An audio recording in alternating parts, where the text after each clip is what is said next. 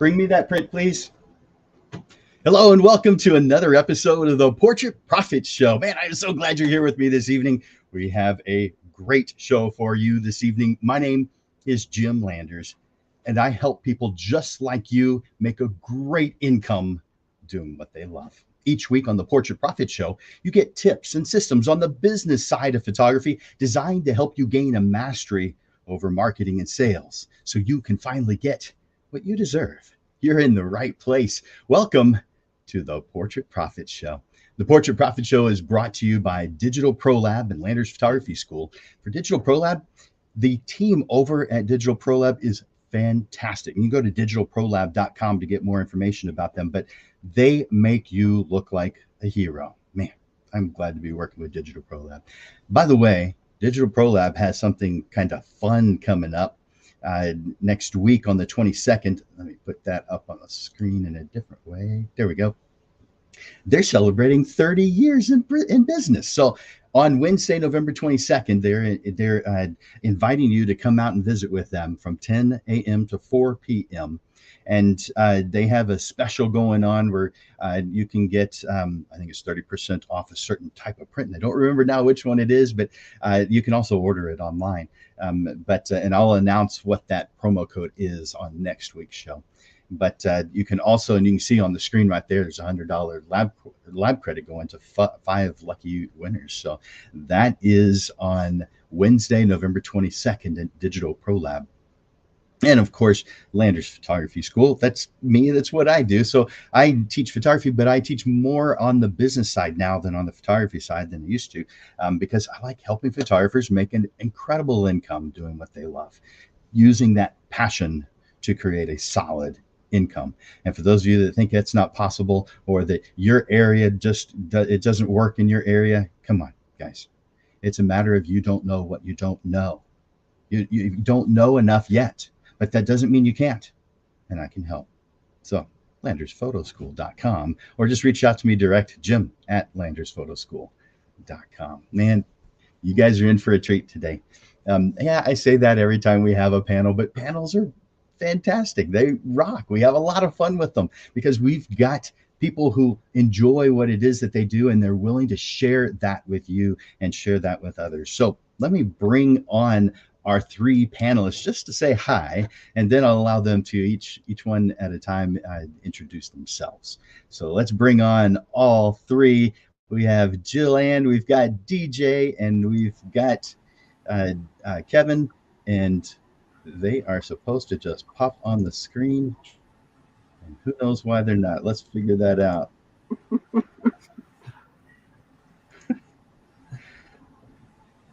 Huh. I have no idea why they're not popping up on the screen. There it goes. I guess there's a delay sometimes. Don't you love technology, guys? DJ, you've got, I think you're muted. Hello, everyone. There we go.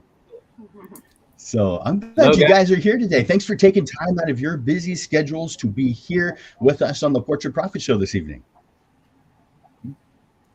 Thank you for having us. Absolutely. Thank you for having me. So I'm going to have each one of you on one at a time. Let's start off with Jil Anne. I'm going to take Kevin off, and I'm going to take DJ off. And here we go. Jil Anne, how are you doing? Good. Loving the fall. Yeah.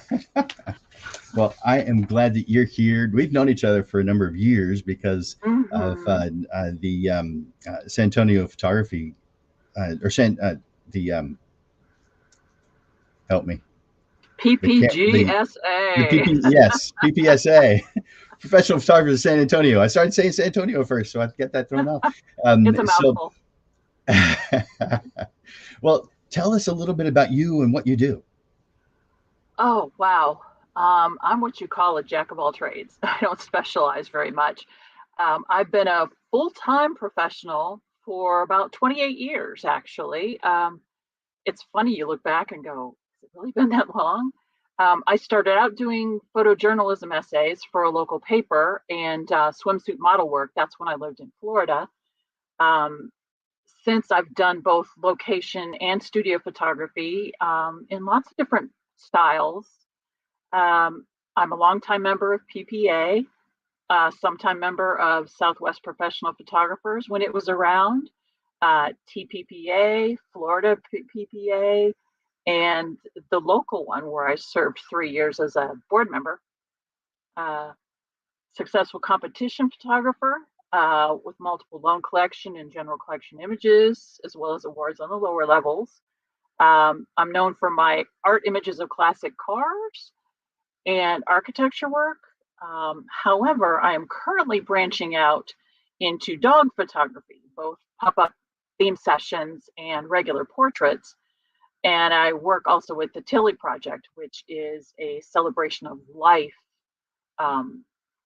session that is given to people whose dogs are at the end of their life.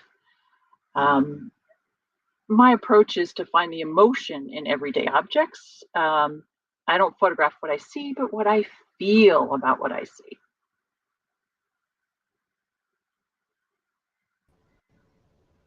That sounds interesting. I photograph what I feel about what I see. I like that. And I'm always looking for how I feel about something. Yeah.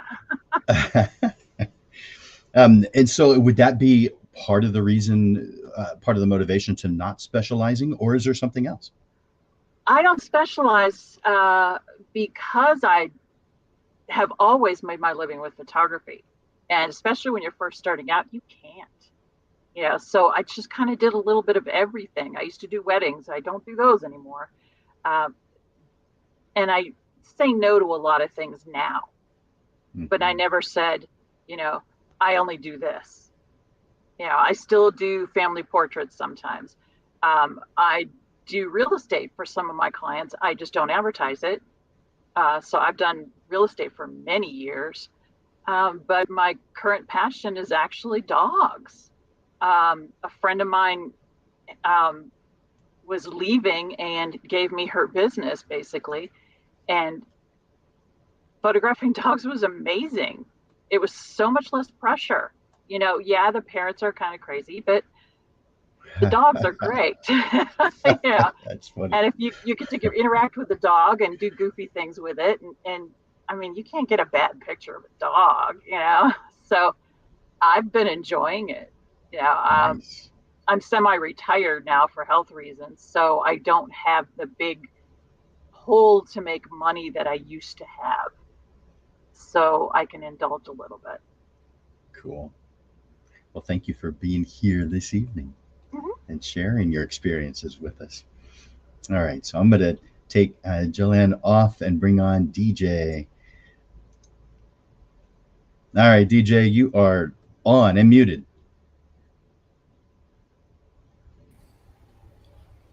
Here we go. Hello, everybody. Dionicio Perez, go by DJ. And so I started professionally about 23 years ago. It was more of an organic thing for me. As a child, I was the youngest of most of my cousins. And so I was the one that was volunteered to hold the camera and take the picture of everybody else. So I tended not to be in the photos when I was younger. Developed that skill into a passion. I enjoyed it. And so I started doing my first professional photos right around the early 2000s, or 99, 2000. And back then we sold by the roll. So we had 27 or how many 270 shots. Then I developed I got my first taste of digital, which was back in 01 or 02 at a Sony. And have worked in a variety of styles. I do corporate photography. I do wedding photography, which is very big for me. And I do major events like the Oyster Bake and the 9/11 climb, among others. It has been a great experience and certainly a passion. So I enjoy it. And I would say that like the previous, Jill had mentioned a moment ago, don't hold yourself to one until you find what you're looking for.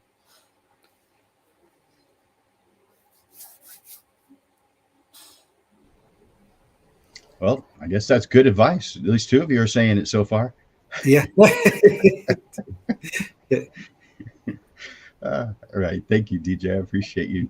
And you said you've been doing this for how long? Have you been doing photography? About 23 years now. So I've been doing it. I started off originally taking pictures of friends' weddings. Yeah. Branched out in 2002 into New York. Did my first wedding in New York. Started doing other events there, runway models, high-end fashion photography in Phoenix, and some 10-day lifestyle photo shoots in Newport Beach. So I've been able to branch out and shoot with some very, very talented individuals. Mm-hmm. So nearly a quarter of a century. And I'm not seeing any grays there on the sides of your head, like, you know. Oh, they're hidden back here. These cameras are great. I turned the big 44 next month, so about 2 more weeks I'll be 44, guys. So, nice. Yeah, time is going very, very fast. Nice. Thank you, DJ. I'm so glad you're here. All right, let's bring on Kevin. Kevin Conlon, how are you doing? I'm doing great, Jim. How are you doing? I'm doing great. I'm so glad that you're here. Thank you for having me. It's great to finally talk to you and see you this way, and to be on Portrait Profits. So how long have you been doing photography, and what is it that you enjoy about it? I've been doing photography professionally probably for 8-9 years. Before that, I've always had a passion for photography. I love capturing emotions, different events. As Jil Anne said and DJ said, I really don't limit myself on what I like to capture. I will do, the only thing I won't do is big weddings, but I love small weddings, events, quinceañeras, sweet 16s, anywhere I can capture actual response or emotion is what drives me to it. I started off with, it's funny, I had a passion for it when I was a kid because I had that little blue play school camera with the old film. And then I slowly I stopped for a little bit, and I was like 8. I went on to go to college, and I bought a Kodak camera that was digital. And then I bought a Canon and slowly started going to Nikon, and I just haven't stopped since. I've met a lot of great people, different customers, and it's definitely taken me to a whole new level. I don't do it full time. I actually do this as a other full-time job, but it's something that I definitely love doing, and it's definitely a passion. There's a lot of people who do photography on the side. Is this something you've felt like you've wanted to do for a long time, like growing up when you were a kid in elementary or middle school or high school, or is it something that's been a little bit more within the past few years? I would say probably when I hit college. It was more when I wanted to do it professionally. I was the editor or co-editor in chief of my college newspaper at Shrine University, where I was in charge of photography and marketing. And it was great. I, got to work with different photographers, got to learn different styles with them. And of course we picked, what was the best photo to go on cover pages. And it was great. And after learning that, I came to UTSA, and, really didn't work for that newspaper. But what I did do was start on the side, just doing little photo shoots here and there, and it slowly started to evolve, and now it's not stopping. Good. Well, I've got a question for you. I'm starting the questions with you. Okay. And so the first question that I'm going to ask is, and I pressed the wrong button. I'm going to put it on the screen. If you could reach back to when you started, the very first job, or even just a thought of doing it, what would you tell yourself about selling? What have you learned in the meantime? If I had to go back and tell myself something when I first started, it would be, don't be afraid to approach people. I've always been somewhat outgoing, but there was always a part of me like, okay, I'm selling a service now, not just myself. And I was a little bit scared of doing that. But now I have no issue doing that whatsoever. I can talk to people, explain to them why one photographer should be hired, or if I should be hired, go over my style, what other styles photographers offer. And that's probably the best advice I can give myself is don't be afraid to sell yourself, and don't be afraid to approach people. Everybody's different. Everybody may want something. Don't be afraid to attack it head on. That's good advice. I mean, a lot of photographers, creatives are self-conscious. We care about what others think because we're creating something that we want them to love. and we love it. I mean, every time we create something, we have an emotional connection to it, and we want those who we're creating for to feel that. That's our base level. That's not something that we strive for. That's something that we strive to become better at. But I think it's innate in all of us. We want to do a fantastic job. We want them to receive it that way, in the same context that we were intending. But because of that self-conscious, we sometimes have difficulty at least starting out. So do you feel like in having photography as a business, it's helped you become just a better all-around person, just because of the nature of the business? Definitely. And it's helped me in the sense that I can help mentor others and tell everybody, hey, this is where I started. This is what I've done differently. My advice to you is try it this way or try it another way. Don't just be stuck on one path. Try it. You know, what's the age-old saying? You'll never know until you try. And if you don't succeed, try again. And I think, as you said, photographers, I think part of us being creators is that we are our own worst critiques sometimes. And I think that's where we have issues, but we have to not be afraid to overcome that. We have to sit down and say, okay, I did this shoot great. What can I do better next time? What have I learned from? And that's kind of what I love. Thank you for sharing that, Kevin. All right, so I'm going to ask that same question now. Let's see. I'm going to ask Jil Anne. So, Jil Anne, if you could reach back to when you first were starting, when you were thinking about making this, a thing, what would you tell yourself if you had the ability to do that? Wow. Know your worth. Right. Don't be afraid to set your value and stick to it. When you're first starting out, you're almost afraid to charge. You're like, I'm going to charge this. If they don't want to pay your prices, they aren't your client, which is something that is very hard to learn, especially in the beginning. Don't feel guilty for trying to make a living. This is a job like any other, and yet a lot of times you'll get clients that try to lowball you because they don't respect what you're doing as much, and you've got to respect yourself. Is that easier said than done when you're starting? Oh, absolutely. I remember when I was starting, it was just job to job. You're just hoping you get the next job. So you're not going to be picky. You're just like, oh, you're going to pay me to do something. Okay. But maybe you don't charge enough, or you're too quick to give things away if they say, well, yeah, but I think if I had been more confident in myself, I could have done so much better in the beginning. I have another follow-up question. Would you have believed yourself? Would you have followed that advice? Or would you have needed something else, a mentor or something else to help push that confidence in your direction? Yes, a mentor is very important.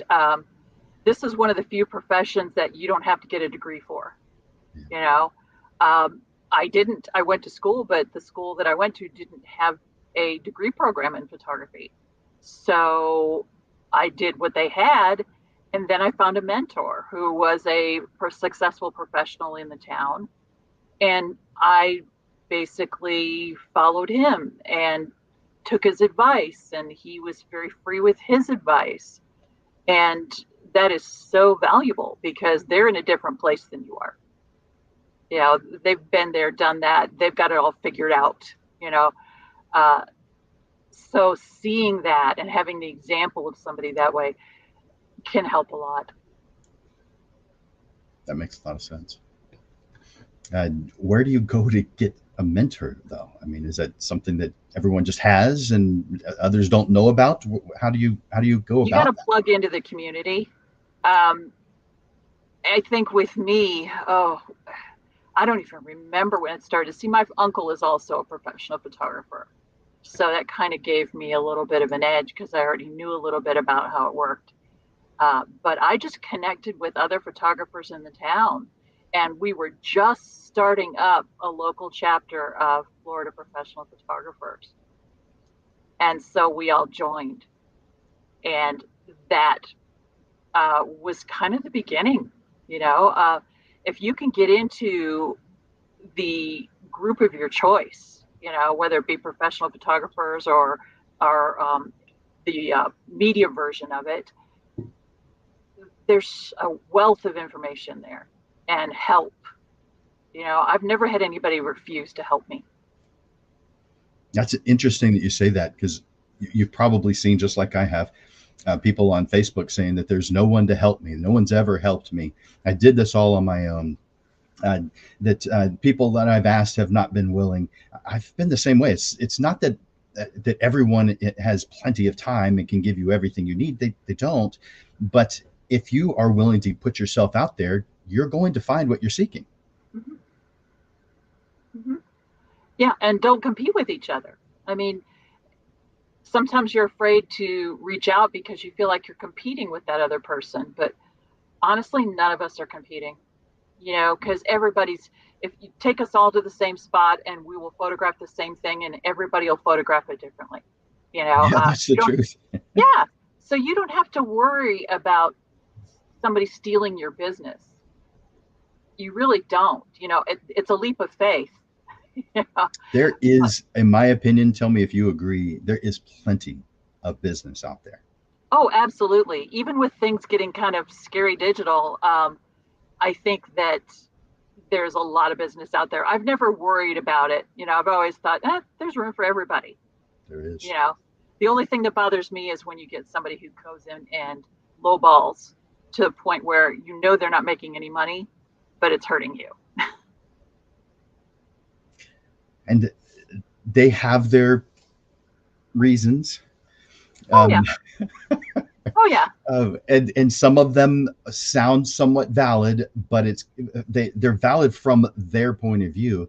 If they would seek out a mentor, they probably would see how they aren't valid from other points of view.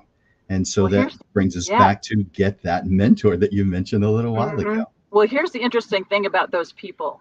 You can wait them out. The people that come into the business like that, they don't last. They don't. Yeah, that's true.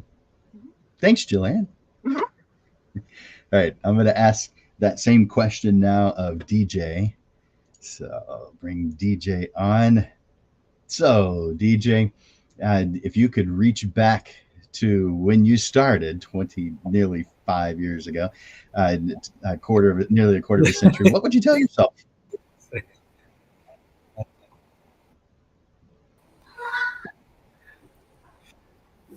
You guys have already tapped on it, and that was the mentor, because I had family members and friends who did photography as a hobby, not really as a business, and so they had the ability to teach me little technical things, 35 millimeter and stuff like that, 110s.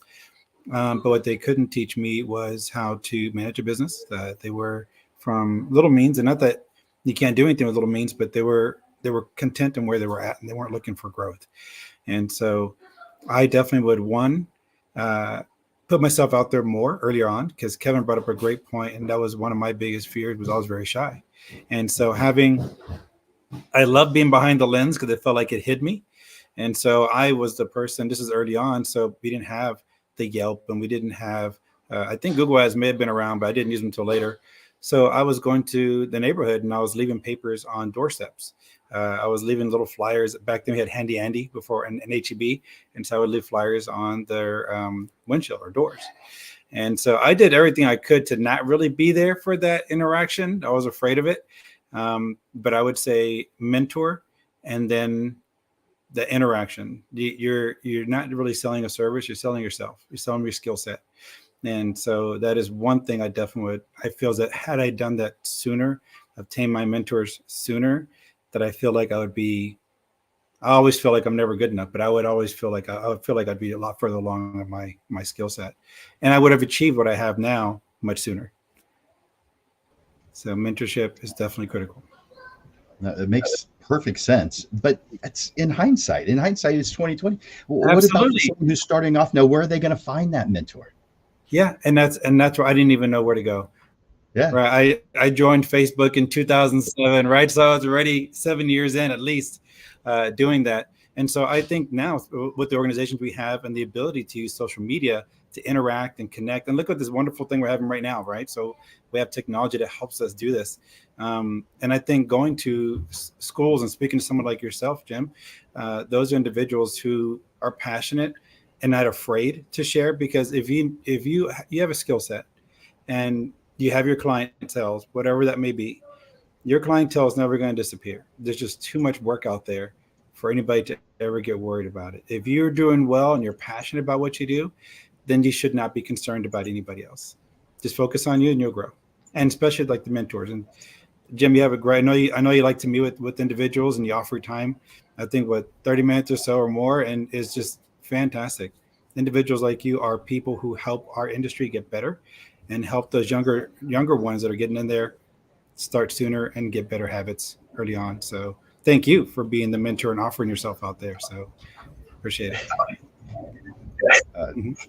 Thank you for saying that. I didn't expect that at all. So I appreciate that quite a lot.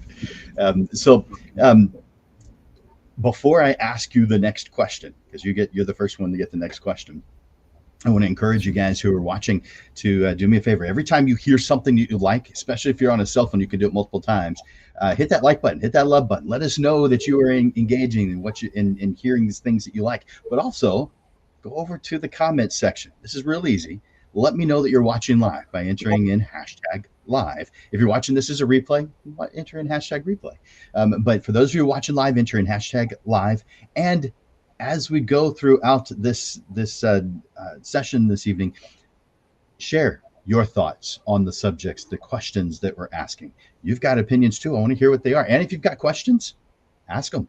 If I feel like they're good questions, I'm going to ask them live on air. So interact with those questions. I'll be checking on them on the comments. I'll be checking on them regularly. All right. So let's ask you the next question, DJ, and let me pull that up on the screen. Let's see. What's the most effective sales tool or sales tactic that you've implemented that has directly increased your revenue? Something that someone can use tonight as they're watching. Networking. For me, it was networking. And one of the ways that I networked was I grew up in a family of little means. And so we gave back to the community, spent a lot of time in the church, and volunteered quite a bit. And so I carried that into my passion. And so I do volunteer work to local organizations. And you're there, you're talking to individuals, and lo and behold, the person you're sitting to having a great time with is a decision maker in a company or organization who then, through your interaction, feels that you're a good fit. They've never even seen your work, but just your personality and just giving back to the community, having good conversations, and basically just networking, just being a good person, putting out good vibes. And it has definitely come back the greatest amount. I do some great events. Part of that comes from volunteering, and then from the volunteering, I met individuals, the decision makers, and then in meeting those decision makers, they typically know other decision makers, but then exponentially multiplies your business. So networking is definitely key, and also with other photographers, because there are opportunities that may come good or bad. Somebody gets sick, they can't do it. You get an opportunity to go do the event, and then now you just add it to your portfolio, whatever that may be. And so I would say that is number one for me. For my situation, networking has been extremely helpful. So for those who, you said you didn't feel real confident at first. How did you get out and network? I mean, networking means you have to get out and you have to talk to people. You have to be around other people. If you don't have it already, how do you go about doing that? That's where the volunteer helped, because it forced me to interact. So if I'm there and you're the team leader of, I'm doing cans or separating things, now you and I have to interact, and then I interact with another individual, and that I would say blocker or hindrance was little by little taken away. And so I found myself joking, laughing, as I learned from others, and teaching me about their culture or their business, whatever it may be. I then felt like I had talking points, because when I met somebody of a similar organization or a similar industry, even though I wasn't in it, I could ask the question, I heard this, how about that? And then all of a sudden we have a conversation going and it just goes there. And after it's like your craft, you got to practice it. And so I felt like that volunteer work allowed me to practice coming out of my shell. And little by little, I was able to do that. So does that mean it's relatively easy, just as long as you're willing to put yourself out there, or was it a real struggle for you? Oh, it was definitely a struggle. It's not easy at all because I prefer to be a thinker. I like to be behind the lens, right, not in front. And so I feel that it was a struggle. It's one of those scenarios where a little conversation here, a little conversation there. Now it's not a short few words. It's a little bit longer. And so you come out. It is not something that happens overnight. If it happens to you overnight, fantastic. To me, it took a little bit of time. But so everybody's going to have a different experience, but it's still the right tool to use no matter where you're at or what your level of confidence is. It's a good tool, and it'll get to the point where it's not a struggle any longer. It is not. And I would say it's a small world out there, and I have these sidebar conversations at these volunteer events, and long and behold, I find out they're family members or friends. So just, again, putting good vibes and things come back around. I agree. Thank you, DJ. Absolutely. All right, let's ask that same question now of Kevin. All right, Kevin, what do you think? So if you, I'll put this on the screen. What do you feel is the most effective sales tool or sales tactic that you've implemented that has had a direct increase in your revenue? Well, I'm kind of mad because DJ took mine. It really is. He couldn't have said it better. It's all about networking, and you never know who your next client's going to be. That's what I love about this business. I mean, networking, social media, those are probably the most effective sales tools that we have. I mean, as small business owners, as professionals, as we develop our craft, hone our skill, and raise ourselves up. The networking I've done this year alone, I can honestly say I have a full-time job, but my other job, my passion, photography, it's caused me to be busy every weekend because I have an event. I've networked myself and sold myself to different people like, hey, this is what I can do, what I've done. You tell me what you think. And, DJ, I mean, like I said, there's no other way to say it. It's networking is what it's all about.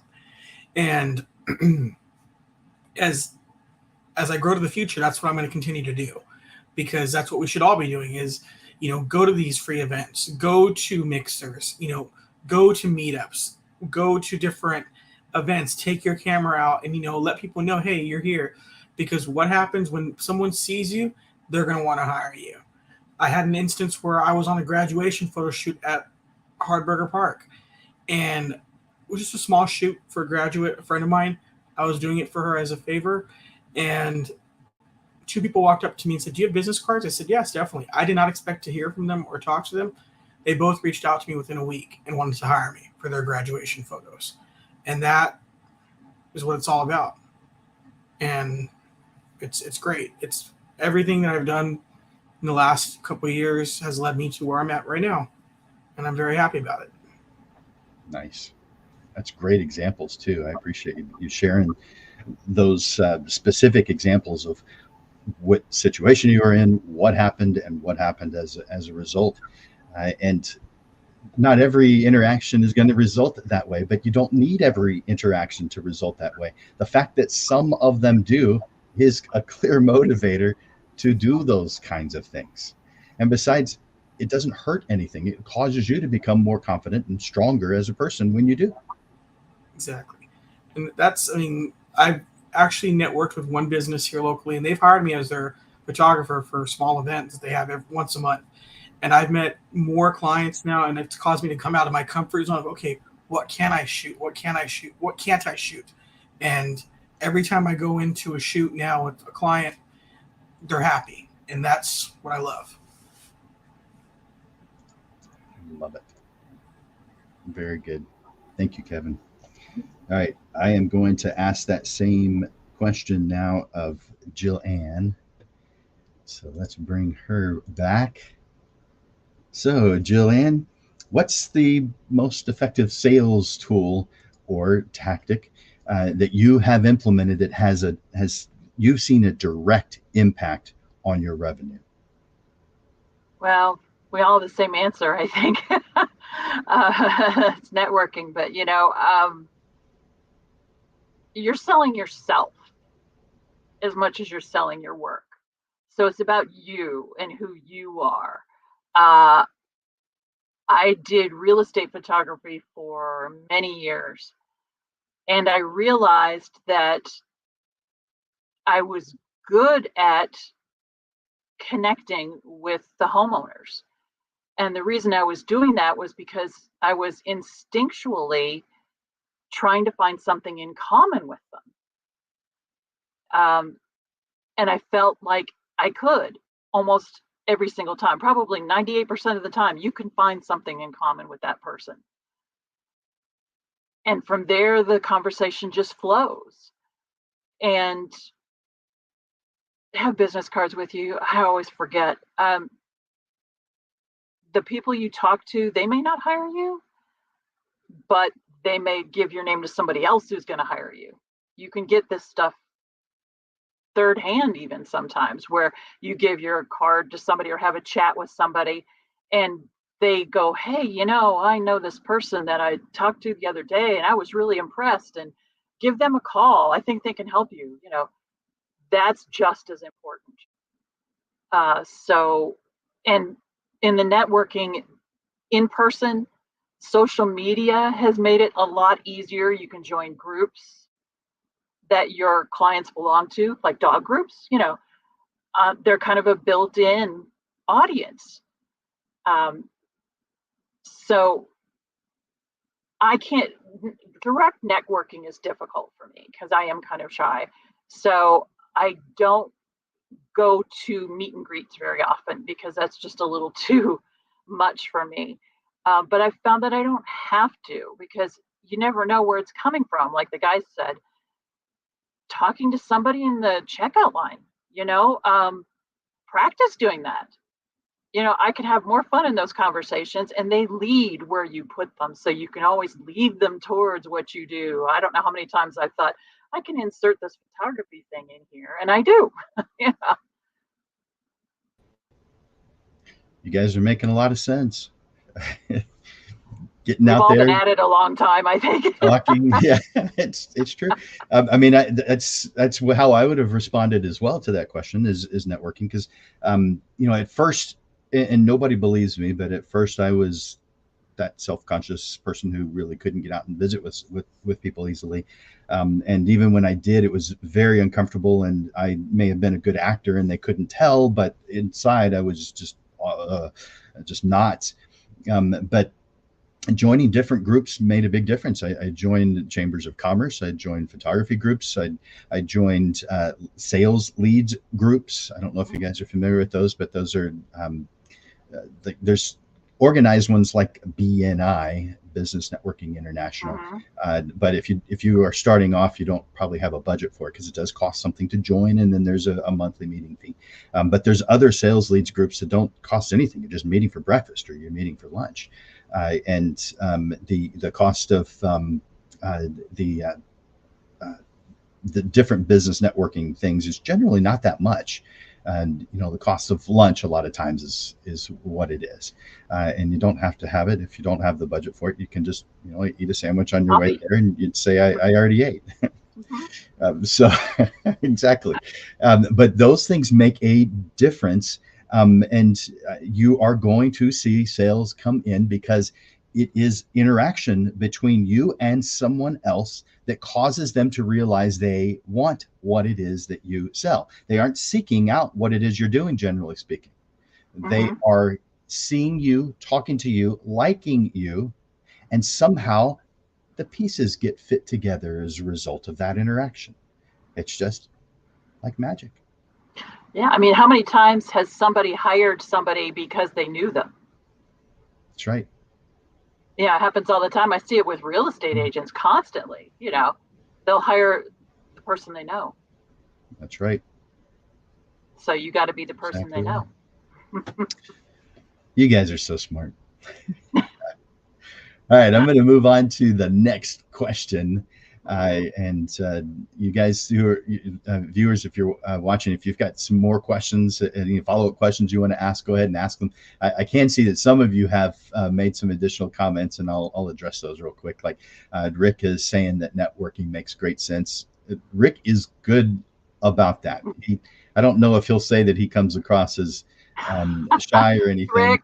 He's not. He knows everybody. He anytime there is a photography opportunity of any sort, you can count on Rick being there, unless there's another one, and then he's having to choose between two different ones. But he's somewhere, and very active. And then let's see. You know what? Let's address a different point of view. Maybe you can help me with this, Jil Anne. PhotoRay002 says, I've joined camera groups and no one wanted to help another because they were in competition. It seems that it was a cutthroat business, and that was a group that he experienced. I don't know anything about it. I haven't talked with him about it, but clearly he experienced something that is slightly different than what the three panelists and myself have been talking about. So does this ever happen? Do you come across people who are apparently unwilling to help? Maybe they are, maybe they're not, but they come across that way. Photographers have cliques just like any other social group. And maybe you just hit the wrong one. I will say that PP of A and their trickle down organizations, it's in their bylaws to be helpful. The whole purpose of it is to learn from each other.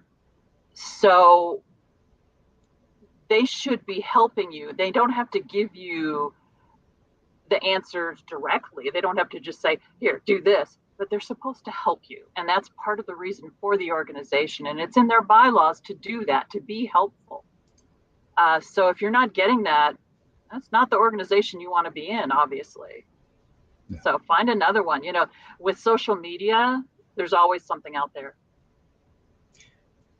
Would you say that because of social media that finding a mentor or finding people who could just answer a question for you has become easier now than it's ever been?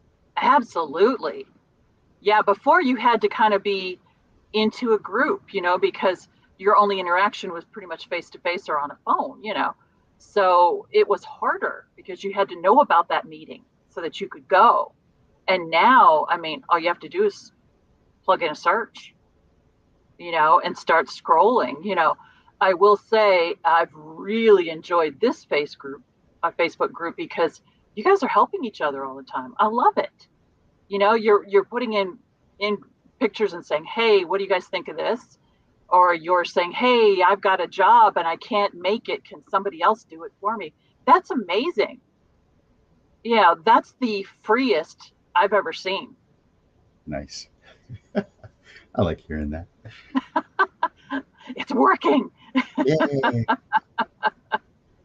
All right. So, Rick wanted to say that he loves PPA. Yeah. So he'll be at the next meeting. Yeah, I probably won't, but the next one is a panel, kind of like this. So there's 4 people in the panel, but it's one right after the other rather than all together. Like we're doing one right after the other, but there's one at a time. There's one that's speaking, and then that person's done, and the next person comes up, and then it's over at that point. Whereas this is the round table. But the next one is an interesting one with some of the long-term members who have quite a bit of experience to share. So there's a lot of that's a good one coming up. Yeah, I bet you one of them's Elizabeth. Yes, isn't she fantastic? She's fantastic. I worked for her. Oh, you know what? I did know that. Yeah. I did. I had forgotten. Was a production manager. She taught me so much. That's fantastic. Even though I wasn't her assistant, I worked in the back. You still learn so much from her. She's amazing. I've got another question for you. Okay. I'll put it up on the screen. How do you handle price objections. And do you think psychology plays a role in your sales approach? Yes, it does with me anyways. um, Price objections are tricky, especially if you kind of agree with them, because we all understand not everybody has money.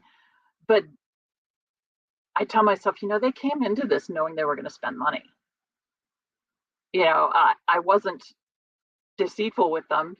They saw the prices, so they know what they're getting into.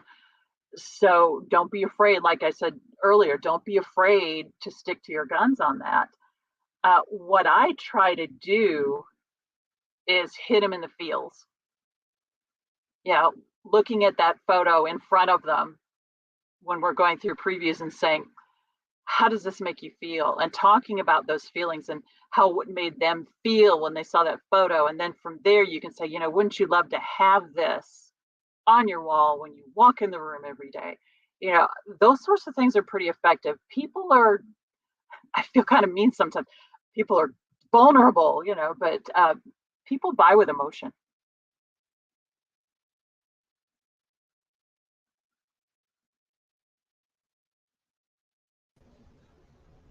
Did I get your quote right? Yeah, yep. Sounds kind of calculating, but it's true. Hit them in the feels, People buy everything that way, really. I mean, that's a short way to say that you care and that you want people to understand what it is that you are doing and what you care about. So while you may not say this kind of a thing to a client, you won't say it like that. When you're talking to another photographer, it's a different thing. Same thing with anything about photography. There's a lot of things about photography that you would only talk with another photographer. For instance, when a light is too bright, you would say that's too hot. But you wouldn't talk to a high school senior girl saying words like that, even if you did have too much light on her face. So you always want them to say feel to photographers that you wouldn't say to your clients. And this is one of them, but hit them in the feels makes sense because we create a product that is emotional and luxury. Yes. There's, it depends on if you're doing commercial photography. Yeah. Okay. Maybe that's not necessarily luxury, but portrait photography is a luxury item. No one needs it. They may use the word, I need it, but they don't need portrait photography. They don't need family portraits. They don't need seniors. They don't need boudoir. They don't need kids. They don't need any of it. Yeah. They luxury. really want it. It's a luxury emotional item. And so they are on the emotional side of their mind. So keep them there. Yeah. Create that need. That's what its purpose. That's what our purpose is. And so leave it there. And it hits me in the feels too. One of my mentors said, never mention a dimension when it comes to prints. Never mention a dimension. We've all got. Don't talk about price, but you have to talk about price. So there are times when you've got to pull them out of that emotional side, but leave that on the minor side of the conversation. Yeah, that's not the leave point. It where it belongs. That's the outcome, but that's not the point. The point is you wanted this thing that's in front of you, and if they feel that way, I'm pleased because I made them feel the way I wanted them to feel. Because I was thinking about feelings when I was taking it. So it's happy for both of us. But yeah. Well, it is. I'm always pleased. I don't know about you. You were saying earlier about how you feel like you have to leave a little piece of yourself in there, and that's true. You feel like you have that tiny little piece of yourself in what you've done. It's your baby. You created it. It's your baby. Yeah, at least that image is. Sure. Yeah, and it'll always be yours. Yeah. So you keep your piece of it. Yet you want them to feel specific things. And sometimes you can manipulate that so that you do things that better capture what they're looking for. There you go. Thank you for that, Jil Anne. I'm going to ask that same question now of DJ. So let's bring him on. So DJ, what's your opinion on this? I mean, so this question may seem like an odd one to some, but how do you deal with price objections? And do you feel like psychology plays a role in your sales approach? And I think you may be muted.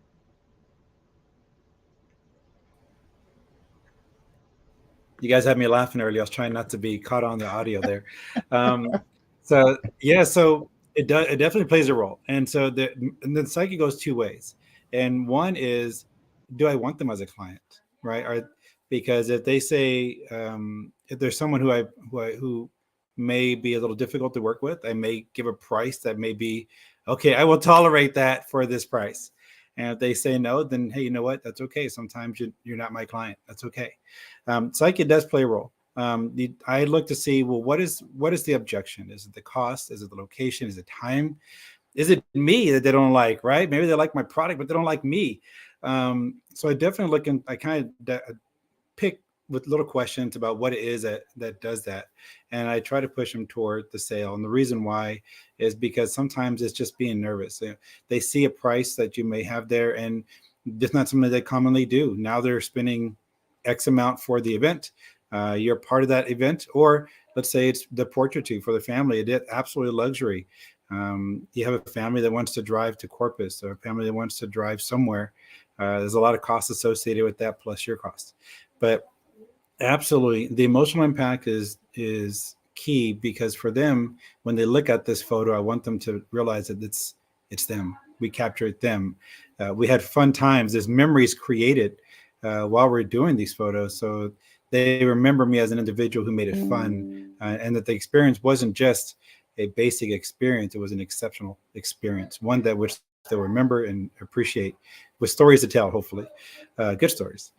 But absolutely it does. You have to hit them in the feels. I mean, you said it way, I'm not going to repeat everything she said, but she said a great job with that, because it is emotionally driven. You know, this, especially if it has portraitures with grandma, because we know grandma is not feeling well. And so these are last photos for them. And so these are keepsakes. And I've found that individuals, when you do go toward the emotional side, see the value that you bring, long-term value that you bring, and certainly the experience of that. Are you doing something active to improve their experience with you? I do. For me, depending if it's during the sale or at the actual shoot, most individuals are not comfortable with being in front of the lens, because you do have those Instagrammers, right? They got the angle that they shoot at all the time. Those tend to be the younger generation, and they're comfortable in front of the lens. But then you have mom, dad, maybe grandma, who in their generation didn't smile, right? Many of them didn't have good teeth, and so they typically didn't smile. And so what I do, I try to find a way to make them laugh, have some fun. And what I do find is telling them not to smile usually makes them smile, right? So now don't smile, and all of a sudden they just have this, it's like don't push a red button, and all of a sudden they just can't control themselves, right? And then if they have a sibling, you get them involved, or you get dad to dance behind you, right, for the little ones, and all of a sudden you get these organic, candid shots of portraiture, which are beautiful. And for them, that's how they remember their younger children. So I try to be playful and energetic. And this is, again, me coming out of my shell and finding ways to have fun, interact, and get out of my shell, because that was my initial hindrance I had in the beginning. But I do enjoy to have fun. Love getting them to laugh. And if anything, if we're at the Pearl, ice cream will definitely get people to relax. So if you guys are there. Love it. Thank you, DJ. I appreciate that. Absolutely. All right, let's ask that same question now of Kevin. So Kevin, what do you think? What do I think? Well, psychology definitely plays a factor, because part of what we do is we have to have empathy. We have to be able to read people and what they want. And whenever I have a photo shoot, whether it's at the Pearl, whether it's here at my home, because I have a small studio that I created, I want to create that wow experience. I want my clients to feel comfortable. I want them to relax. I want them to be themselves, because as DJ said, it's about a natural smile. And when it comes to price objections, I mean, I think I was guilty of it. I think we all are when we start out, about what we should charge. But you said it, you hit the nail on the head. Photography is a luxury, and portrait photography is a big luxury. And, sometimes There was one year when I decided to give back. It was, I think, a year and a half ago, where I was like, hey, you know what? I'm going to take 5 graduates and I'm going to do their portraits. It's a standard graduation portrait, my own cost. Nobody wanted to do it. I'm like, okay, but that's a choice that I did for myself. But now, as I developed myself, taken on a mentor, have people I've mentored, I've realized, you know what? If someone is comfortable with me and I'm able to read them well and give them my price, they're going to want to hire me. And a lot of times my clients, they've told me after the event that I've done, whether it's a small wedding or a quince, they said, we hired you because of your personality. You were able to relate to us. You were able to connect with us. And that's why I keep going. And that's something that I love about what I do.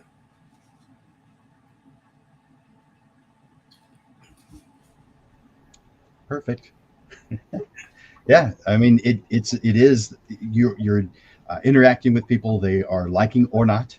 If they don't like you, well, there's plenty of others who do, and so that's why there's going to be plenty of business. So I'm glad that you're doing that, and that's interesting. You commented about you offered to do something for free and didn't have a response to it. Someone who's not done that before, who's thought about that, is thinking, what? How's that possible? I was thinking that the reason people weren't hiring me because my price was too high. That's not the reason, guys. Do you know there's a photographer here in San Antonio who has an average sale over $15,000 per portrait session? Oh, wow. So price is not the problem. That's one easy thing that we can all get behind and say is the reason, because it's something, if you were to, there's not a whole lot of people in San Antonio that know anything about a yacht. So if you called the yacht store, I don't know enough about yachts, but you call the yacht store, and what's the only question you know how to ask? How much? So therefore, it's a question. It's a universal question. We all know. So therefore, because they asked that question and didn't like the response, we assume that that's the reason why they don't want to do business with us. No, that was the only thing they knew how to ask. There are a lot of other variables that play a role here. How do you feel about that? Well, I mean, I definitely agree with that. And it's, price is, I think anybody who's watching this podcast or anybody who's watching this right now, this live stream, can say, what price point should I be at? And that's something that you have to look into consideration. I can say that I'm blessed right now because my price point, people, I won't say what it is because everybody's different. People would probably say, are you serious? That's what you charge? But it's because I don't do this full time. And this is, my part-time job. This is my passion. And I would rather, make people smile and capture that emotion than make money. Yes, do I like to make money with photography? Oh, heck yeah. I think everybody would love to do it, but I don't. There's probably a lens or two out there that you'd like to buy. Exactly. There's a lens or two I would love to buy, equipment I would love to buy, but I know that what I do, since I do this as a side secondary job, a source of income, I know that, hey, I can do this here or I can not do it here, but it's what I like to do and it's what I do to give back. And I've seen the Facebook groups, and I'm more than happy to say, you know what, I'm not comfortable doing this kind of portrait. Why don't you reach out to this person over here? I've done it countless times with DJ, with other photographers like Amber Rodriguez, who specializes in maternity and newborn. I'm like, you know what, Amber, here you go. I have a client who wants newborn. I'm not comfortable. You're certified. You take this client. And that's how we help each other out as a community. And, to go back to, Photo Roy's, comment about, sometimes people aren't helping. It's absolutely right. What Jil Anne said is it's not the right group for you. And unfortunately, there are some photographers out there that will, won't help you, but don't ever be afraid to ask. I don't know if I can speak for the panel, but don't ever be afraid to reach out to me and say, hey, Kevin, I saw you on the panel. Help me out. What do you think I should do here? And I'm happy to do it because why? People, I don't know if you knew this, Jim, but DJ, he's actually one of my mentors. It's because of him I got better with photography. He said, do this here and try this here. Now, as far as pricing goes, it is unfortunate that there are some photographers out there that do, that want to try to beat you with the price point, but their prices don't really reflect their work. the only thing I always do for customers is say, okay, look, you're paying for my service, but you're also paying for me to capture your day, to capture your emotion. And that's what I intend to do. And I've been accused of being called a shadow because you can't get rid of me. I just appear out of nowhere sometimes and snap that perfect pose. And it's like I said, I can say it till I'm blue in the face. I love doing it. It really is a passion. It can be an expensive passion, but it's what I love to do in the end.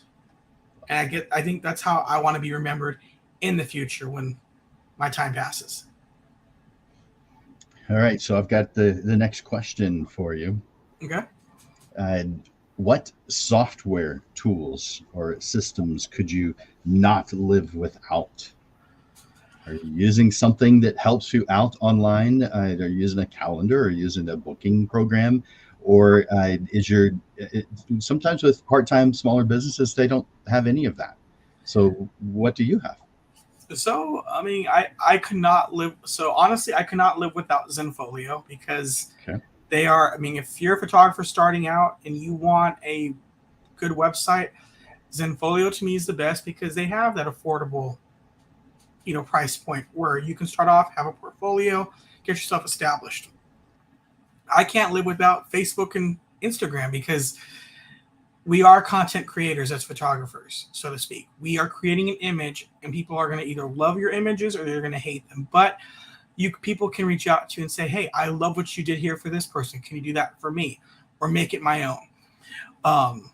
Obviously, I can't live without our newest software, which I would say is probably, money receiving. A lot of people don't deal with cash anymore, or they don't deal with checks.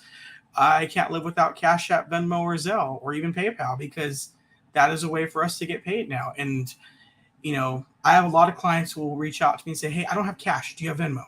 Absolutely. Here's my Venmo. And, it's with that, I can separate Venmo, Cash App, Zelle, have the ability to separate, what is for your business, what is for personal. So those are definitely some softwares I can't live without. And at the end of the day, I can't live without Photoshop because I'll use Photoshop if I can, if I feel that an image warrants it, and to make my client happy. And one little blemish can go away. Speaking of, I have one here. I need it to go away, but it's all right. That's fun. Thank you, Kevin. I appreciate you sharing those with me. You're with us. All right, I'm going to ask that same question now of Jil Anne. So, Jil Anne, what software tools or systems do you feel you just can't live without? Photoshop.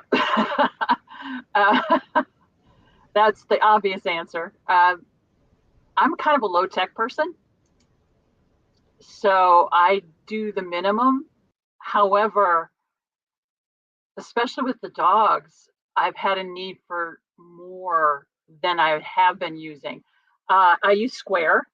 Square has been good to me. I also will use my website. I have a website through GoDaddy. It's down at the present moment because I just tore it down and I'm revamping it, and I haven't got the store up yet, but I've got the galleries, so I could pop it live anytime. And they now do stores. They do scheduling. They will even do posting, social media posting for you if you want that in your program. And that's all really helpful to me. I've realized over the years that now social media is where I get all my advertising. I don't bother with much else anymore because everybody's coming from either in-person networking or social media.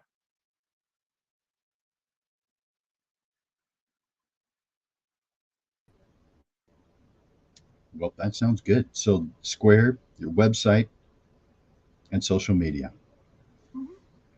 Those are the main ones you can't live without. Is that right? No, can't live without them. I can't imagine doing business without any of those. Cool. Thank you. I appreciate you sharing those with us, Jil Anne. All right, I'm going to ask that same question now of DJ. So let's bring him on. So DJ, can you tell us what software tools or systems that you just can't live without? Yeah, so breaking it down to different parts of it, social media is big for us in terms of I'm terrible about posting. I should be, but I still draw on quite a few people which send me questions. Social media is great. When it comes to showing your galleries and what you can do, Zenfolio is one that I fell in love with back in 2011, I think 2010 or 11 when I first got into Zenfolio. They have an email blast system. They also have their scheduling system. They have a new AI which can help you call your images. Unlimited storage. And so it's got quite a few things that you can use, and the ability, if you want to code out your own page, you can do it too. So it's a pretty flexible program. And it's typically, depending which one you get, it's under $300 a year. The other thing too is that'll be just for the gallery aspect of it. Sales. Oh, give me 1 second here. I forgot to turn one light off. That was my fault. Sorry, guys. But going back to like sales, pandemic definitely made us take a methodological or definitely a different direction. People were not taking cash. They weren't handling cash, especially coins, right? And so that's when Cash App and Zenfolio, Venmo, PayPal has been around for a while. So I took PayPal since the early 2000s. Later on came Square. I started using Square. I think it's around 2015. So Square, as far as handling transactions, invoices, and monitoring metrics. What are your sales for the month and things of that nature, which is good for that. Post-production, you're looking at, for me, Lightroom. I don't use Photoshop in my images. For those who know me directly, I'm a big capture it guy, but Photoshop definitely has its place in post-production. I tend to use just Lightroom only is where I'm at. And then I'll push that out to Zenfolio from there. But those are the ones I definitely can't live without. Networking on the social media side, showing your galleries being Zenfolio, closing the deal, which is where PDF. Does anybody use Acrobat? Acrobat's also a part of Acrobat owns Adobe, which is fantastic because you can send out emails with documents or invoices. I'm sorry, you can do invoices too, but you also send out contracts, which they can use their cell phone, fill their paperwork out entirely on their cell phone, save it, send it right back to you. It'll email to you automatically, so you can automate some of your processes as well. That's Adobe Acrobat, which is also the maker of Lightroom and Photoshop. So Acrobat Pro gives you a lot of power to do with your with your workflow. And then of course, afterward you have your cash systems, which are the Square, Zenfolio, PayPal, Venmo, and Cash App. Those are all great things that for sure I need to have to function. I cannot live without those for sure. Well, that's several. So I appreciate you sharing those. Do you have any that are any CRM programs, client relationship management type programs?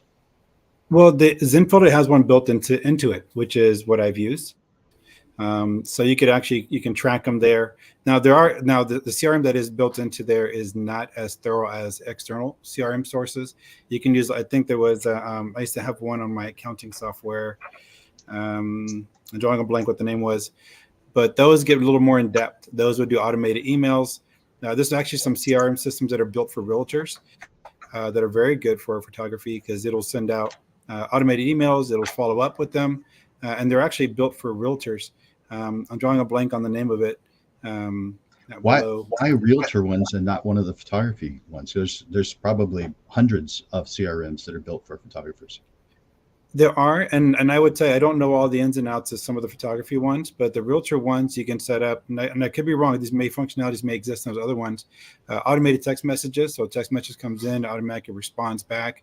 You can program certain responses, so if they send a text message about their account, it'll actually respond back with their invoices, or not invoice, their balances, or certain questions that you set up in there. I know of those because I have a few friends who are photographers who use them. They use realtor CRMs versus photography, and they've been able to build on that quite a bit. But I also have not dug into the more current CRM that exists. I do realize that they are coming out. I just have not dug into the more recent ones. There's a bunch. You're and that was a real question. I hadn't heard of anyone using something that's not in our industry because the CRMs that are built for photographers have things in it that are for photographers, like sessions and equipment. And if there's more than one person, how do you make sure that the photographer has the equipment that they need? And so things that are very specific to photographers are in the photographer CRMs. The first time I used a photographer CRM was in 1997. So they've been around a long time. Oh, wow. Successware. Yeah. But it's not one that I recommend anymore. But there's several of them that are out there. And in I think one or two of my shows, I've gone over them. Just my choices of my top 5 favorites. And so I think it's pretty interesting about using something else. Yeah, it is. And it may be a scenario where they found it that worked how their flow works and they just stuck with it. But yeah, I'm definitely interested in picking your brain and getting more insight into that, because I'm always forever a student, I feel anybody can teach me. So I'll take any education and knowledge and nuggets. Yeah. Of course, there's the AI programs that are relatively new. I mean, AI has been around longer than most of us have realized it, but I think everyone has been noticing it, at least within the last year. And there are programs that that can cull and edit your photographs now. So you go photograph a wedding, and what used to take 10-20 hours now takes 10-20 minutes with programs like Filter Pixel. You have to train those. You have to tell it what it is that you like so that it can get it right. It can't read your mind. But once you've trained it, and the training is easy, especially if you've already done some editing, because then you just upload your previous jobs that you've done, and it can learn from what you've done before in Adobe Lightroom.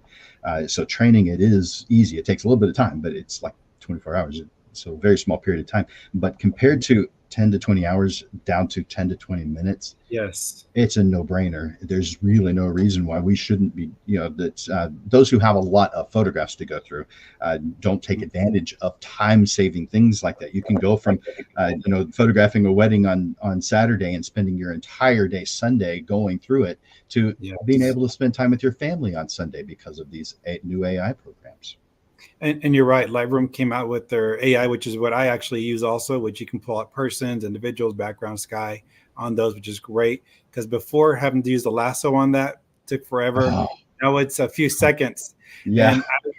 And I purposely this year upgraded to a newer Alienware laptop in order to have the computational power to take full advantage of the AI. Right. Very cool. And so it's great.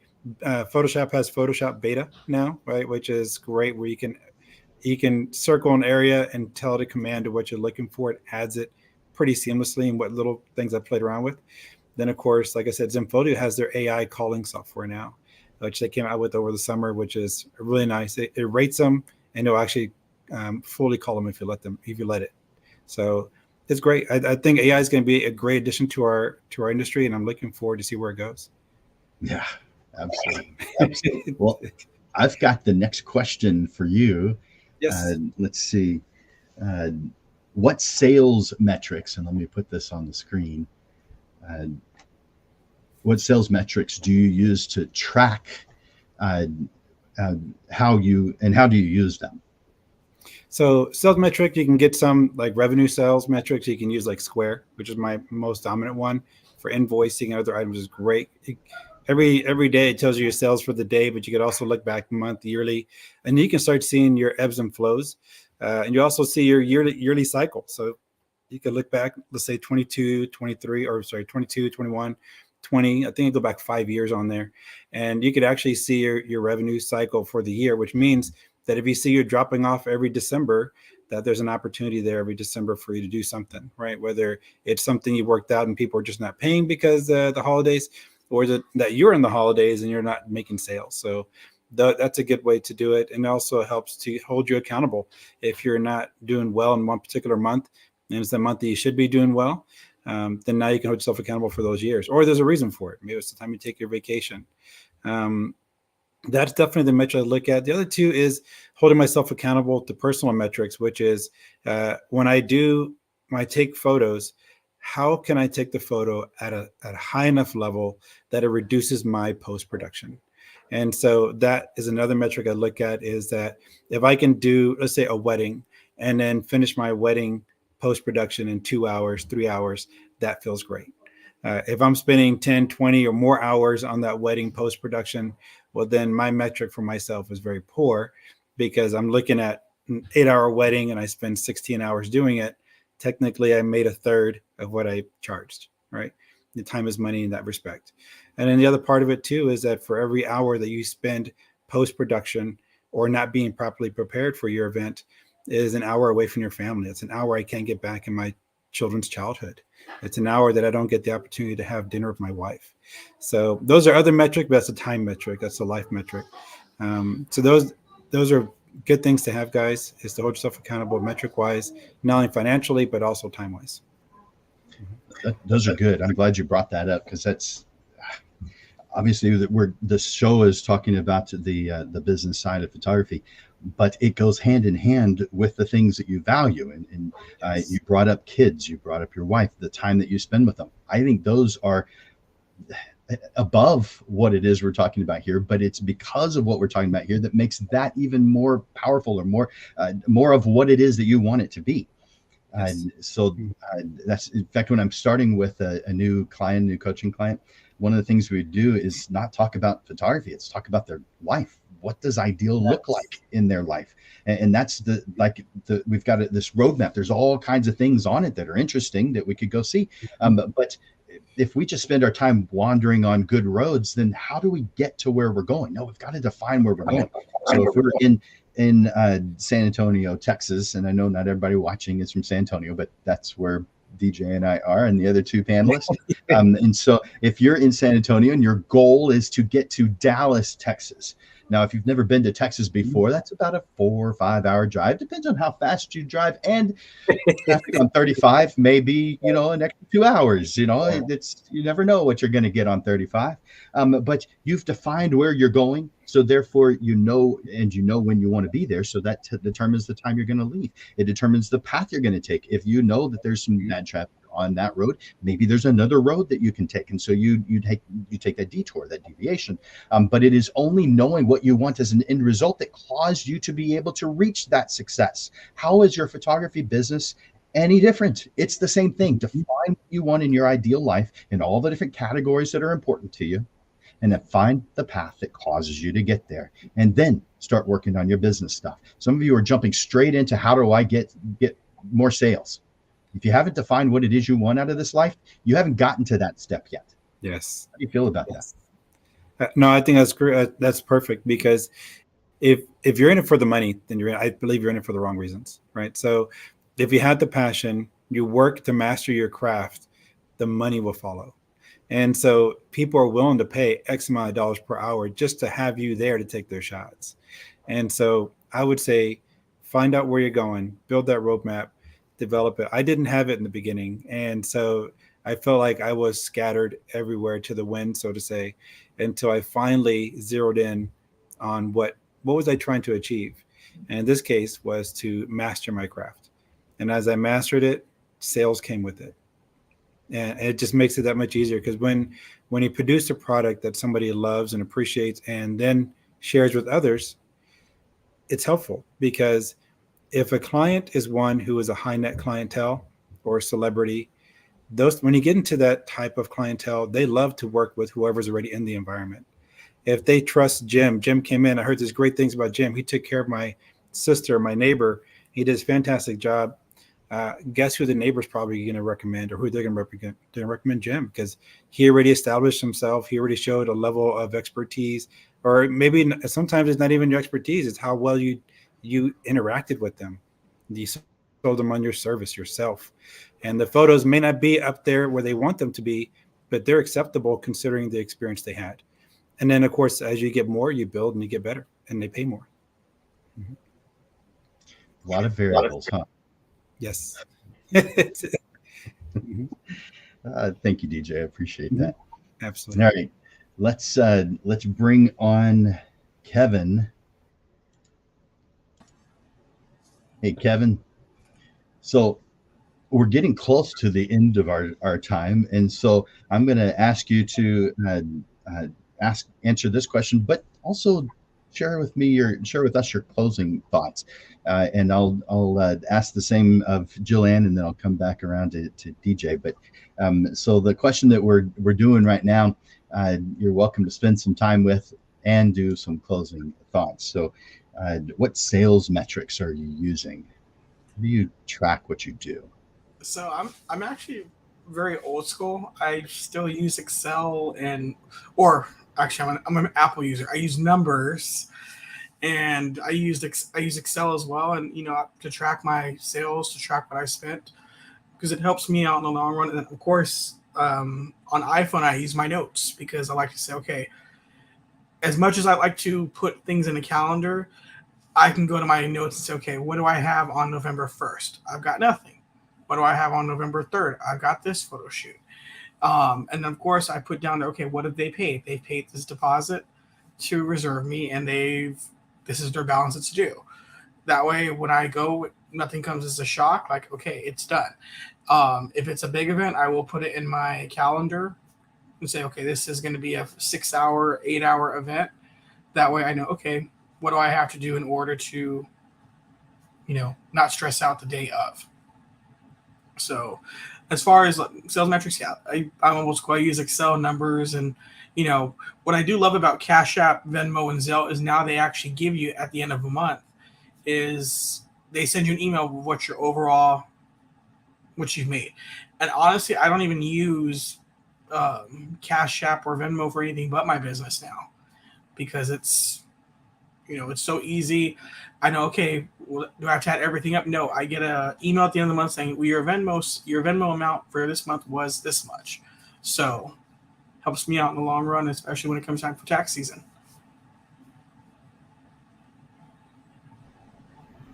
That makes sense.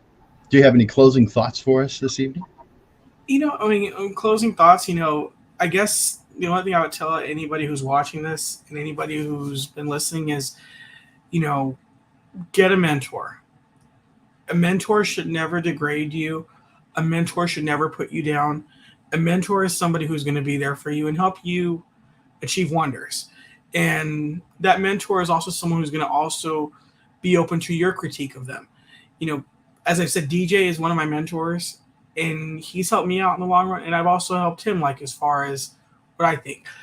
I've established a great group of friends through the photography community where I can say, hey, I like this, but try this. And they're like, oh, that was perfect. And, when it comes to others who are negative, that brings down your craft, don't pay attention to the haters. There's always going to be haters. There's always going to be people that will say, oh, you should learn and do it yourself. No, as a community, we should help each other. We should be there for each other. And, when it comes to customer service, I had a conversation the other day with a friend of mine, and, he says, I worry about customer service going away. I've always been, the customer is always right. Now, if there's something that you cannot do for the customer because you just can't do it, then you've maxed out everything that you've tried, then there's nothing more you can do. But don't ever give up. That's the hindsight of it. And, if a customer doesn't pick you, maybe they weren't your right customer. But don't be afraid to help them out. If they ask you about a photographer, or if they ask you, give them your honest opinion and say, oh, this person's great. Don't put anybody down. Unless, unfortunately, within our community, there are some people out there that are scammers. If someone asks you about a certain scammer or anybody in the group or another photographer, and if they are a scammer, the old expression is see something, say something. And, that's what I definitely have to say. But, whatever you decide as a photographer, own your business and own your craft, and do it for the love of capturing memories. Money will come, but just, be yourself, be authentic, and I'm sure that the customers will stay with you in the long run, and they'll tell their friends, who will tell their friends, and before you know it, you'll be booking, and people will want to stay with you. So, thank you, Jim. There you go. Thank you, Kevin. I appreciate that those closing thoughts and the answer to that final question. Thank you for your time and your caring about other photographers. And I like your philosophy on have a mentor, be a mentor, because I believe we are both, and we are most effective when we are both. And you've shared that that you play both roles, and that's just what happens. I think we all play both roles if we are open-minded and willing to help out others and be and willing to improve ourselves. Photography is one of those types of subjects that you'll never know it all. It is not possible. Just take the subject of photography alone. There is no one who knows it all. It's not possible to know it all. There are too many variables. And when it comes to the business side, it's not as extreme as the photography side, but you'll never know it all on the business side either. It's not possible. So, the fact that I've been doing photography for a number of years and have a degree in photography and have done a ton of stuff and I've worked with over 4,000 San Antonio photographers. I've built a lot of knowledge. I know quite a few people, but I learn something new every day because I put myself in a position to learn something new every day. And I don't think I'll ever stop because there's too much stuff to learn. As long as I keep that open mind, that I still have things to learn. And they come from interesting sources, different sources. It could be someone who started yesterday, who's given me a new perspective I didn't even think of before, to someone who's been doing it longer than me. I've got mentors who've been doing it for 50 years. And so I've only been doing it. Well, the first job I ever photographed that I got paid was in 1983. And I'm hoping you say, oh, you don't look old enough for that. Well, the first job I photographed was in 1983. I got my degree in photography in 1991, but there is a huge amount of stuff to learn, and that should never intimidate anyone. That should excite everyone who has an interest in this field, because it's never ending. You don't get to a wall unless you allow yourself to hit it.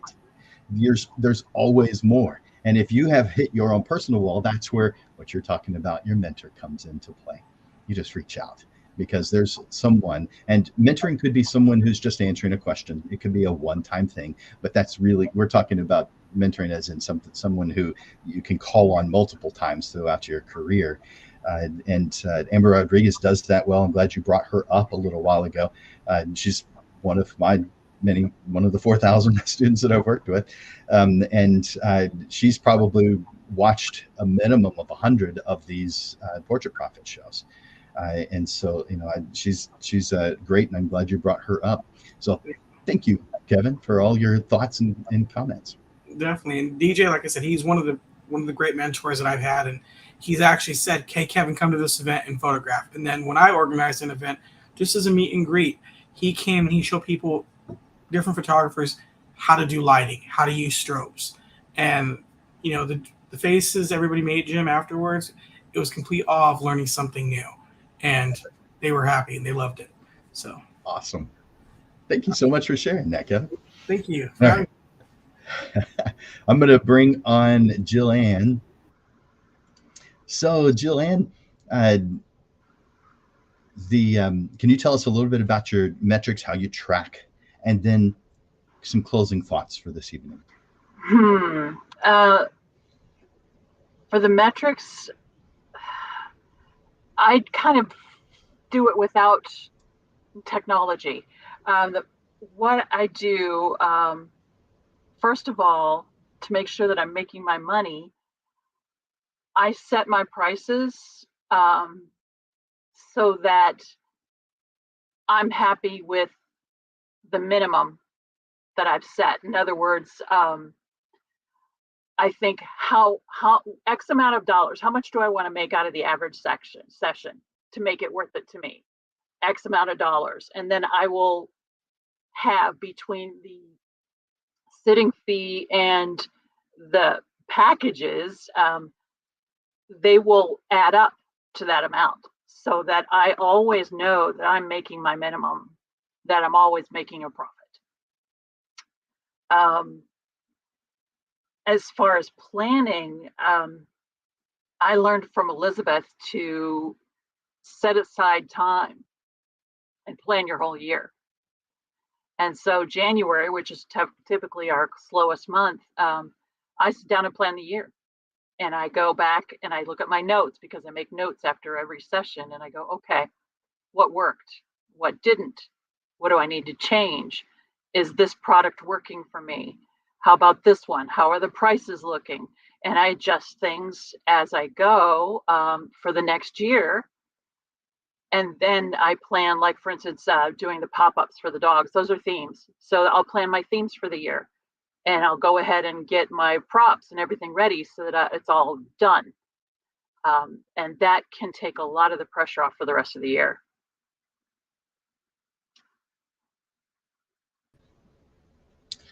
That is good advice.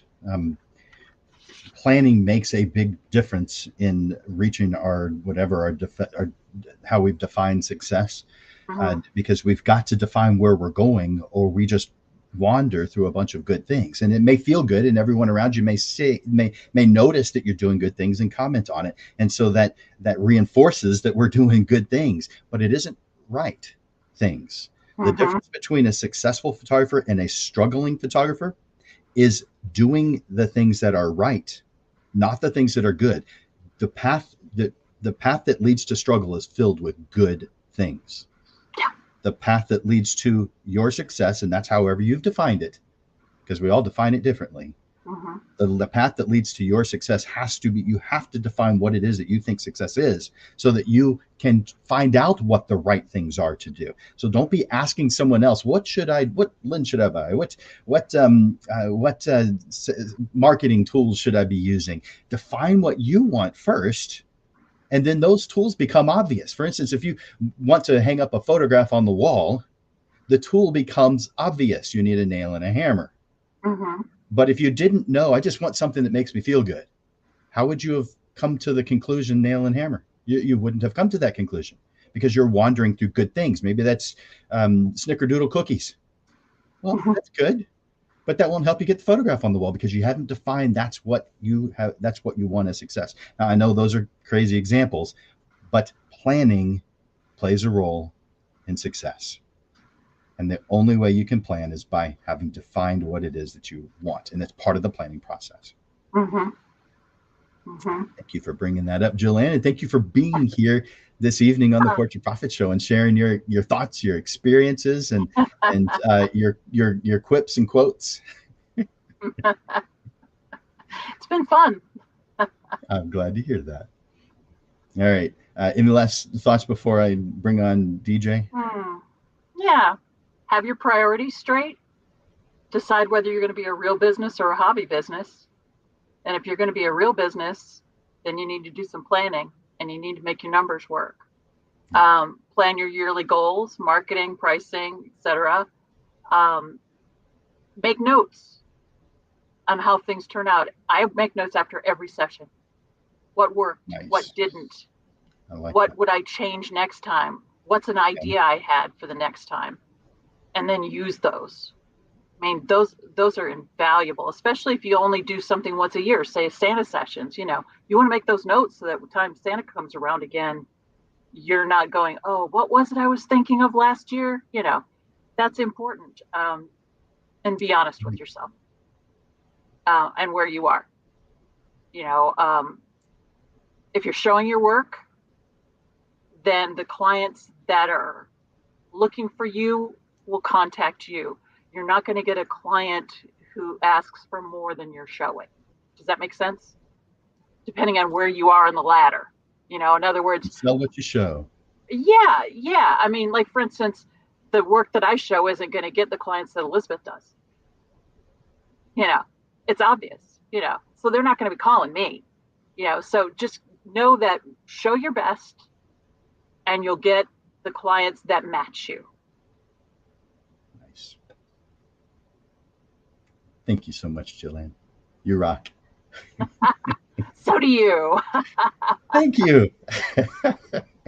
No, seriously, this is fantastic. I just, every day I see people helping each other out. Yeah. And that's just amazing. I love it. Well, thank you. And let's hear DJ's closing thoughts. So, DJ, give us your closing thoughts for today. I mean, the panel was on tips to improve sales. Obviously, it touches lots of different parts of our lives. But what are some closing thoughts you have for today? Well, I would definitely say, we touched about the mentorship and other items, but I would say when it comes to sales, you're selling yourself, you're selling a product. Don't be afraid to try to do family portraiture versus modeling or some other styles. Mix it up. You may have a passion that you don't know that exists. Try it. Are you going to fail? Yes. Are you going to take terrible photos? Yes. I took plenty. And so just realize that, nowadays with digital photography, you could make those changes really quick. Be forever a student. I've been in the industry for such a long time now, but I don't feel like I know anything. I still feel like I there's so much out there, just like what Jim mentioned earlier. And he had a great point. Beginners will ask you a question that you hadn't thought of because they came from a different background, right? So they got a different perspective. Absorb those. And also too, when you're with your clients, and I think somebody said, listen to your customer here, David mentioned that. And that plays a big role because sometimes they're telling you what they want. And that's easy because now instead of guessing, they just told you what it is, right? And most importantly, have fun. If you're having fun, they're having fun, the sales will produce themselves. Network, enjoy your passion, work on your craft as much as possible that your life allows you. And don't feel like you have to take pictures of people. Like some of the examples I've given some of my mentees is that go to the zoo, right? There's plenty of subjects there for you to photograph and you can't control them. And so it gives you an opportunity to test your skills and learn your lens camera combo. So, but forever a student, get a mentor, kind of define where you're going so you have an idea to set goals for yourself. And if you don't know enough to know what you don't know, that's okay. We all started there. And just because you don't know it, there's nothing wrong with that. You'll get there. And if you have any questions, reach out to us. We're here. There are plenty of us out here that are good people to be happy to share. Yes, I second that motion. Yeah, DJ, that's fantastic. I agreed.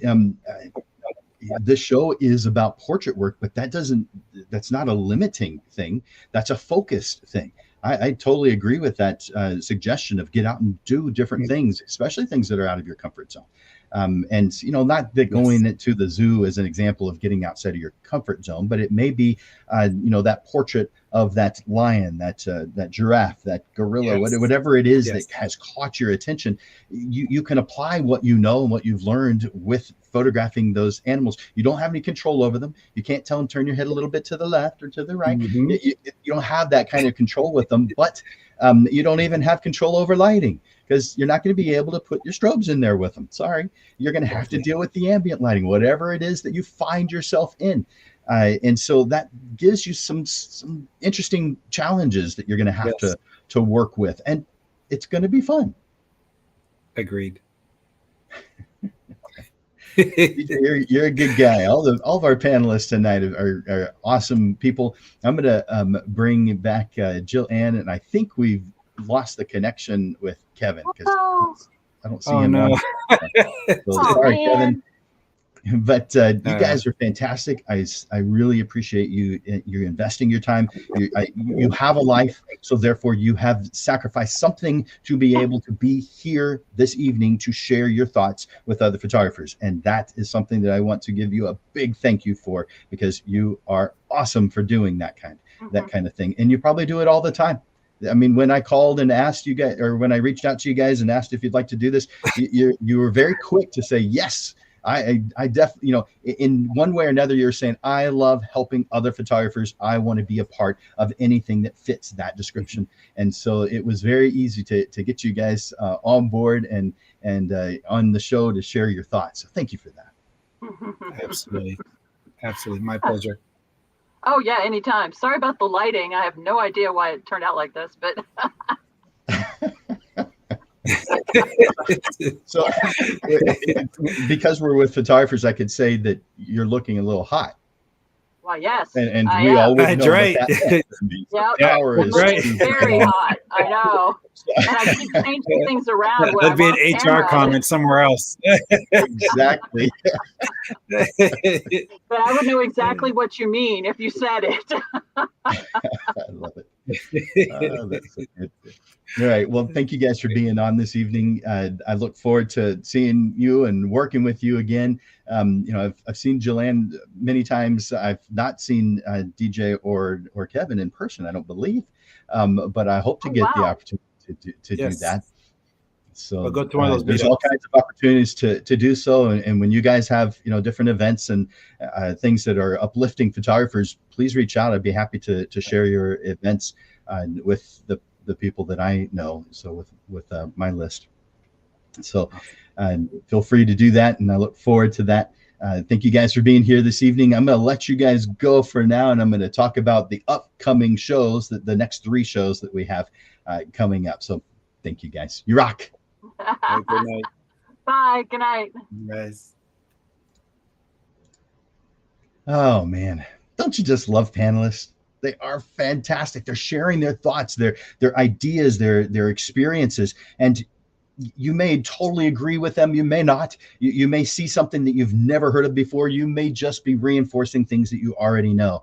But the fact that they come on, sharing their time, sacrificing something else, time with family, a job that they put aside to be able to do this, they are wonderful. They are fantastic. Give them a like, give them a love, or make a comment. Say thank you guys for being here. Go to the comments right now. Take a moment and thank our panelists for being here on the show this evening, because they are awesome and we really appreciate them. Now, as you guys know, every single week the Portrait Prophets show has a show. We've got something going on. All of our shows are at noon on Mondays, except for the one where we have a panel, and that's because it's just easier to get 3 people on at an evening time on a Monday than pretty much any other day. That's just a photography day that there's not a whole lot of jobs going on Monday evening, so it makes it relatively easy for me to bring people on. But our show is Mondays at noon. Every Monday at noon, with the exception of the second Monday of each month. And so the next 3 all at noon. Let me bring on the banner for that. So 1 week from today, today's the 13th. Can you believe it's already the 20th? I mean, next week is Thanksgiving. I can't believe how fast things are going. Do you feel the same way? Whew, man. But November 20th, that's Monday, we're going to be talking about being recognized as an expert. Now, being recognized as an expert is an interesting thing, because we are an expert, but there are times when we feel like we are either not, or we're not being perceived that way, or there's times when we feel like we are experiencing that imposter syndrome. Man, we're going to eliminate that from your feelings, because it doesn't do anything to benefit you or your clients, those around you. Be recognized as an expert. That's on Monday, November 20th at noon. Put that on your calendar. It's right here in the same place we are watching this today.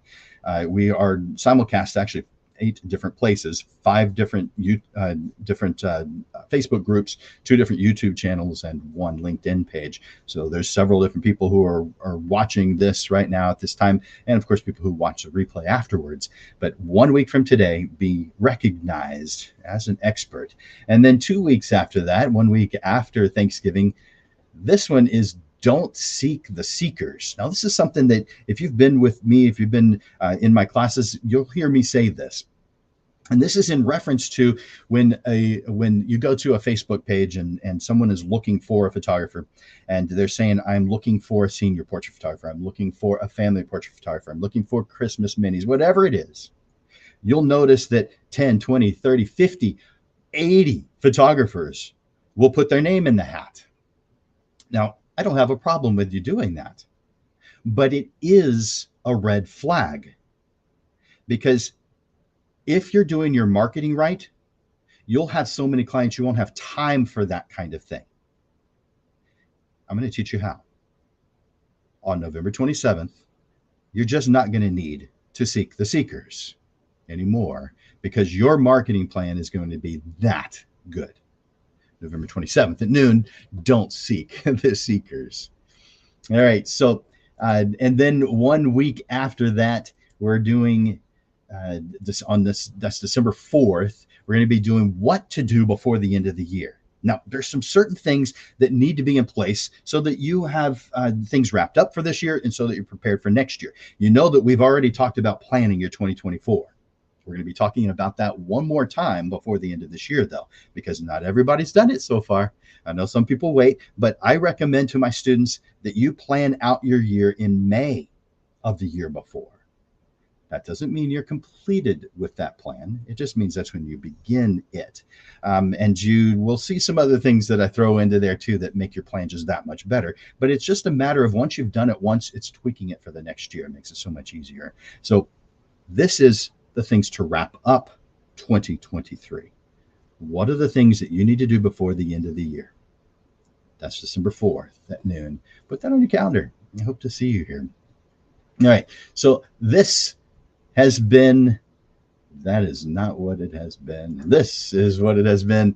Today, we discussed tips to improve sales. I hope you've gotten something out of this today that you can use, that you can move forward with. And if you need to reach out to one of the panelists, I'm sure each one of them is more than happy to give an ear and share their thoughts on their own. Just reach out.